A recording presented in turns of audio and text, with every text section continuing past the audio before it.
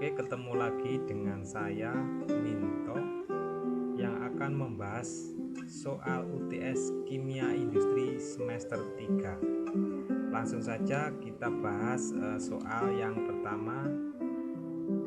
Soal yang pertama, jelaskan prinsip kerja destilasi.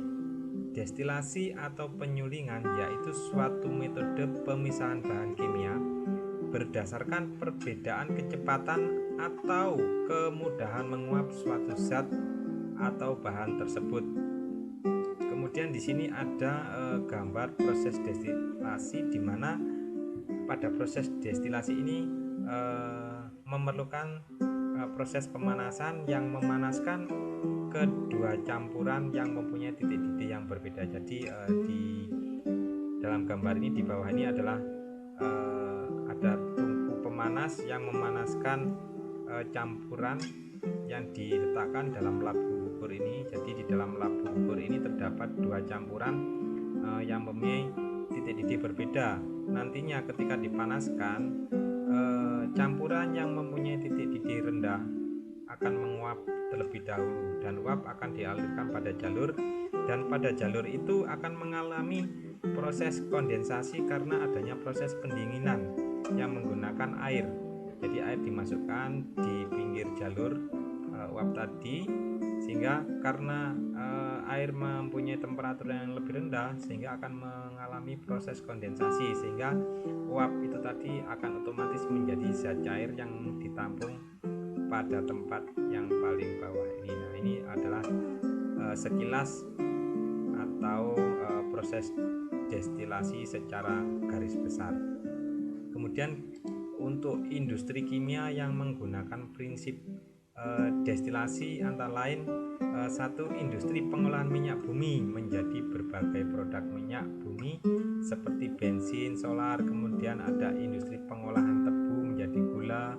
Kemudian ada industri garam, dan juga ada industri pemurnian alkohol. Kemudian kita bahas soal yang nomor 2, apa peran atau fungsi katalis dalam industri.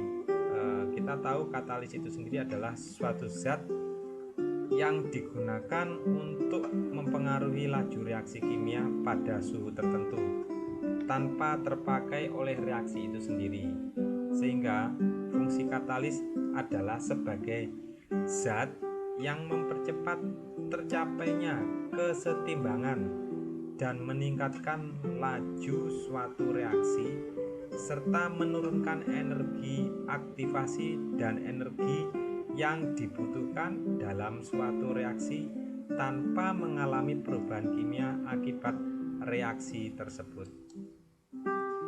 Katalis dalam industri sangat berpengaruh sekali, terutama dalam hal efisiensi proses industri, karena katalis dapat mereduksi biaya produksi dan juga menghemat energi. Kemudian kita bahas soal yang nomor 3, jelaskan prinsip dasar adsorpsi. Adsorpsi pakai D, adsorpsi atau penyerapan adalah proses pemisahan bahan dari campuran gas atau cair. Bahan yang akan dipisahkan ditarik oleh permukaan zat padat yang menyerap atau adsorben.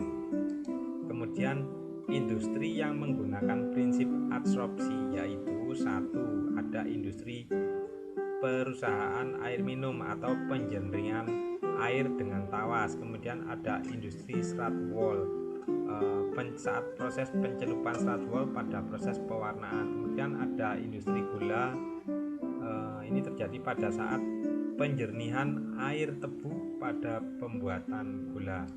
Kemudian pada soal nomor 4, jelaskan prinsip dasar absorpsi pakai B, yang tadi adsorpsi pakai D, sekarang absorpsi pakai B. Adsorpsi adalah proses pemisahan bahan dari satuan campuran gas dengan cara pengikatan bahan tersebut pada permukaan adsorben cair yang diikuti dengan pelarutan. proses industri yang melibatkan proses absorpsi antara lain, satu ada proses pembuatan formalin, kemudian ada proses pembuatan asam nitrat, kemudian juga ada proses pembuatan pupuk urea, ada proses pembuatan etanol, ada proses pembuatan dry ash, dan masih banyak lagi. Kemudian soal yang nomor 5, jelaskan diagram alir pembuatan asam sulfat. Nah, ini di sini sudah ada gambar yang menjelaskan proses pembuatan asam sulfat. Nah, di sini ada belerang murni. Belerang murni ini dipanaskan pada udara, yang kemudian belerang murni ini akan membentuk gas SO2. Kemudian gas SO2 ini teroksidasi di udara dengan reaksi eksotermik. Kemudian gas SO2 ini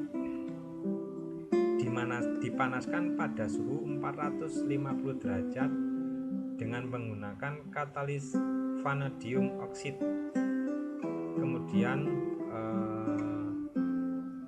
gas SO2 ini setelah dipanaskan dengan menggunakan katalis vanadium oksid akan membentuk gas SO3.